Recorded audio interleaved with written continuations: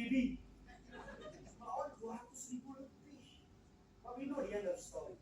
Kita tahu orang yang berani Tuhan dapat pakai, katakan amin. Amen. Berani bukan karena dia hebat, bukan karena dia mampu, tapi berani karena dia tahu Tuhan beserta dengan orang-orang yang percaya kepada Tuhan. Yang percaya boleh kasih tepuk tangan dulu yang luar biasa. Kita masuk kepada bagian yang keempat, yang terakhir. Tuhan memakai orang yang biasa, sampai seorang pemain keyboard bisa bantu saya.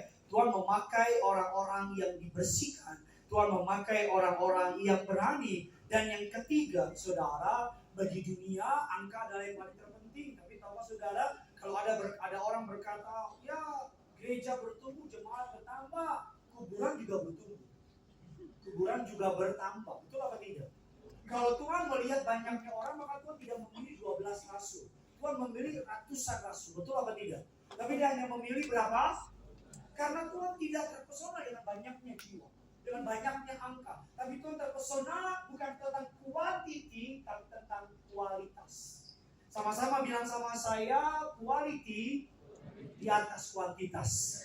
Buat apa banyak, tapi nggak ada isinya. Amin. Saya percaya saudara banyak, tapi ada isinya.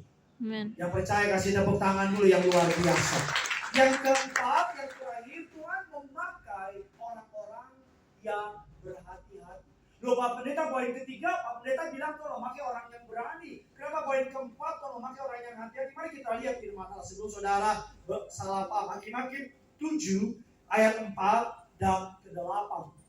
Jadi saya senang banget lihat my friends semua menyampaikan khotbah dengan luar biasa. Dari jam 5 Pastor Greg saudara khotbahnya sampai orang gelantungan. Karena gue dengar. Mari sama-sama kita lihat ayatnya yang ke-7, ayat yang ke-6, ayat yang ke-5 dulu, 5. Lalu Gideon menyuruh rakyat itu turun minum air dan berfirmanlah Tuhan kepadanya, barang siapa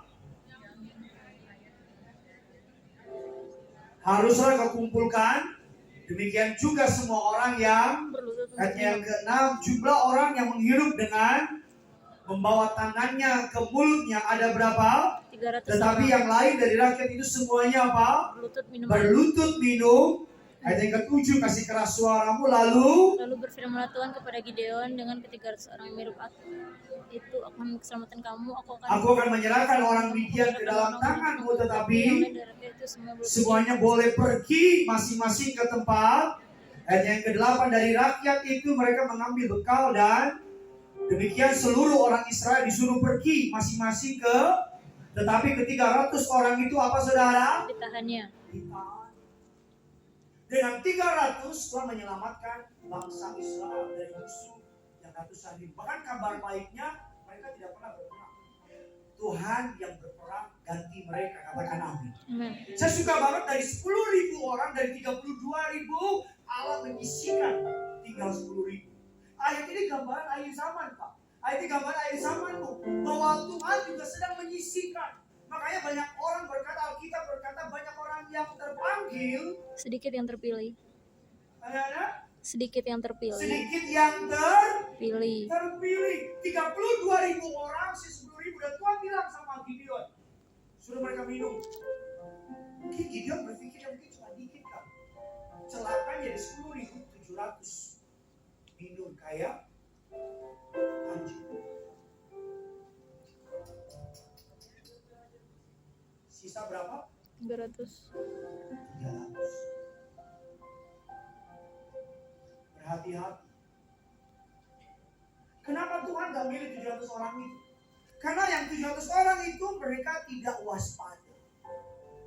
Karena kalau mereka minum seperti anjing, kita bilang musuh di depan mereka, anytime bisa cut and head. Betul apa tidak? Betul. Kita bilang iblis seperti singa yang mengaum-ngaum mencari mangsa yang dapat didiminnya. Dapat ditelannya. Seorang hamba Tuhan namanya Winston Churchill berkata demikian, Prime Minister Inggris. Kita harus siap pada saat terlemah kita untuk menghadapi musuh yang menyerang kita pada saat kita lemah. Iblis nggak akan serang saudara ketika saudara lagi di kerinduan lantai 36. Iblis akan serang saudara ketika saudara pulang dan istrimu belum berubah. Iblis akan bilang, percuma lo ke gereja ikut Gideon. Apalagi dari khotbah Jimmy bukan Gideon. Iblis gak akan serang saudara ketika saudara sedang dekat sama Tuhan. Iblis tahu betul kapan waktunya menghancurkan saudara.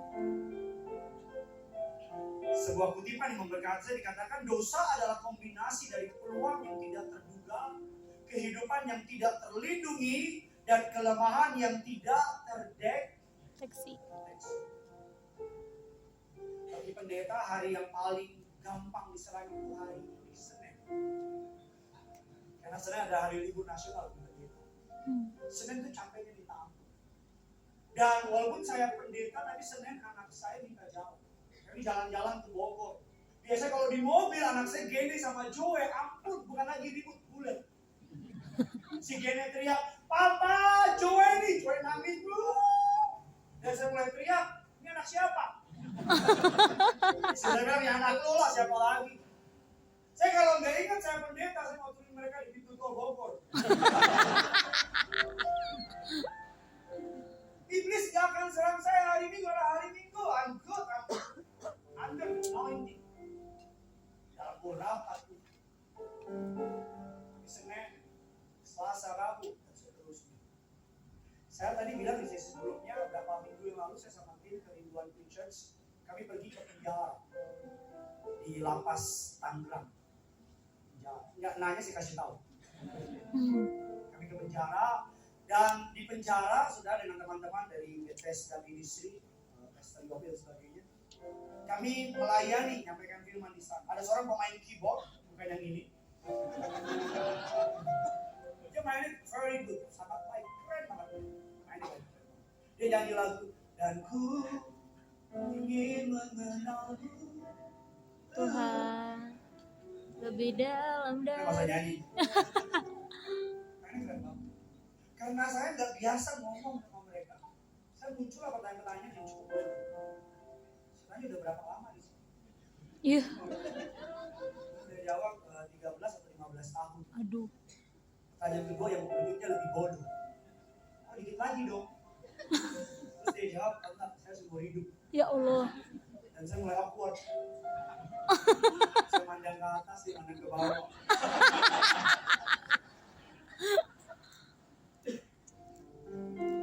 Tapi yang menarik, setelah itu saya pulang, sebelum saya keluar ada ibu-ibu bilang sama istri saya, "Pak Pendeta, Oktober saya keluar. Oh, saya bilang, "Puji Tuhan." Saya bilang, nggak mungkin salah ngomong ini, nggak mungkin salah. Pak Pendeta, Oktober, saya bilang, "Puji Tuhan, seneng dong." Saya bilang, "Apa?" Dibilang, "Takut Pak Pendeta." Saya, "Kenapa takut?" "Saya takut saya nggak bisa jaga keintiman saya sama Tuhan ketika saya masih di penjara. Saya di penjara tiap hari punya waktu buat Tuhan. Saya takut kalau saya keluar, saya sibuk sama tumbuhan, sama pohon, sehingga saya nggak punya waktu untuk Tuhan. Bagi saya penjara bukan hal yang mengerikan. Kalau di penjara tidak ada Tuhan. Bisa jadi penjara adalah berkat karena di penjara. Bisa jadi pemecatan adalah berkat karena melalui pemecatan mengalami Tuhan. Bisa jadi diputusin sama itu adalah berkat karena melalui rasa sakit itu mengalami Tuhan. Setuju boleh bilang apa? Saya selalu bilang sama ada orang dari penjara, tapi hidupnya dari penjara. Jangan pernah berpikir orang yang di penjara lebih buruk dari saudara. Saudara lebih baik dari mereka. No. Bisa jadi justru orang yang di penjara hidupnya diubahkan oleh Tuhan. Carefully, hati-hati. Yang lalu biarlah berlalu. Kita lihat ke depan dan hidup yang jauh lebih baik yang Tuhan siapkan. Orang yang dipakai Tuhan, orang biasa yang dipakai Tuhan perkara luar biasa. Yang pertama adalah orang biasa dipakai Tuhan. Ketika Tuhan memakai orang biasa, Tuhan tidak melihat kemampuannya, tapi Tuhan melihat Kesediaannya. Tuhan memakai yang kedua, Tuhan memakai orang yang dibersihkan. Tuhan tidak dapat memakai orang yang masih menyembah berhala dalam hidupnya. Apa berhala? Bukan bangun dan sebagainya.